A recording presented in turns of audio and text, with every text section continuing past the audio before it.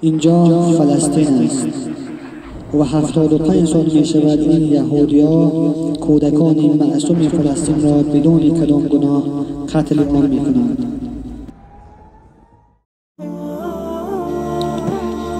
چهره سیاه یهود در تاریخ بشر. بسم الله. یهود قومی است که از آغاز ظهورشان تا کنون اعمال ناپسند و جنایت زیادی را نسبت پیامبران الهی و بندگان نیک خدا انجام دادند، مخصوصا نسبت امت اسلامی. قرآن کریم و تاریخ گذشته اسلامی و واقعیت امروزه ما شاهد و گواه بر این گفته ها می باشد. عداوت و دشمنی و بغض و کینه نسبت اسلام و مسلمان ها در دل آنها از همان زمانی که اسلام ظهور کرد جای گرفته است و تا یوم الجزا ادامه خواهد داشت. به همین خاطر است که هیچگاه ذره نسبت یک مسلمان رحم و شفقت ندارند. خداوند در قرآن در سوره مائده آیت 82 به ما از این دشمنی صراحتا خبر داده میگوید: در آینه میابی تو سرسخت‌ترین دشمن را نسبت مومنها، یهودیان و مشرکان را.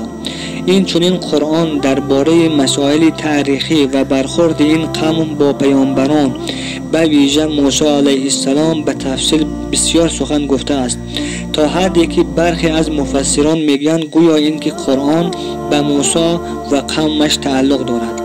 این همه به تفصیل بیان کردن احوال یهود در قرآن و تاکید بر روی این موضوع بیانگر این است که ما مسلمان ها باید این قوم را خوب بشناسیم و بتوانیم به طور شایسته در موردشان رفتار کنیم و اقدامات و فعالیت های ایشان را زیر نظر بگیریم. برای مثال یک چند از آن اعمال منگاور ایشان را به طور مختصر میاریم تا ببینیم که این قوم چگونه مردمی هستند. یکم، قوم گستاخ و بیادب. خداوند در قرآن کریم زبان درازی و بدگویی این قوم را نسبت ذات اقدسش در سوره آل عمران آیت 181 چنین بیان کرده میگوید: براستی شنید خداوند سخن آن کسانی را که گفتند خداوند فقیر و نادار است و ما قوم یهود غنی و بی‌نیاز هستیم. نعوذ بالله من ذلک. بی‌ادبی و گستاخی این قوم نسبت ذات اقدس الهی تا جای رسید که حتی خداوند را نعوذ بالله من ذلک بخیل و ممسک وصف کردند.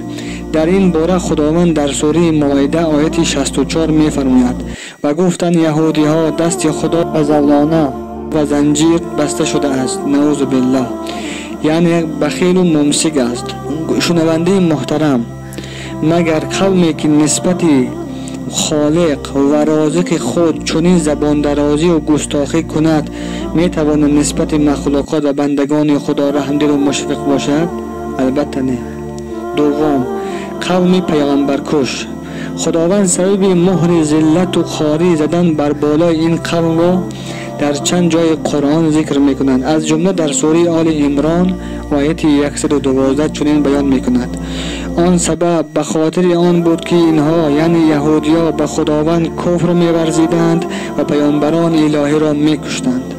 موافق روایتی که ابن ابی حاتم از پیامبر خدا صلی الله علیه و سلم کرده است، یهودی‌ها در اول روز در 1 ساعت، ببینید خوب دقت بکنید عزیزان، فقط در 1 ساعت 43 پیامبر را به قتل رسانیدند. ملتی که دستش به خون پیامبران آلوده است طبیعی است ریختن خون دیگر انسان‌ها برایش یک امر معمولی می‌نماید. چنانه که ما امروز ها مشاهده داریم چگونه از تیغ و خنجر این وحشی‌های ظالم خون طفلان و زنان فلسطینی می‌چکد و پروایی ندارند. سوم، قوم خائن و عهدشکن.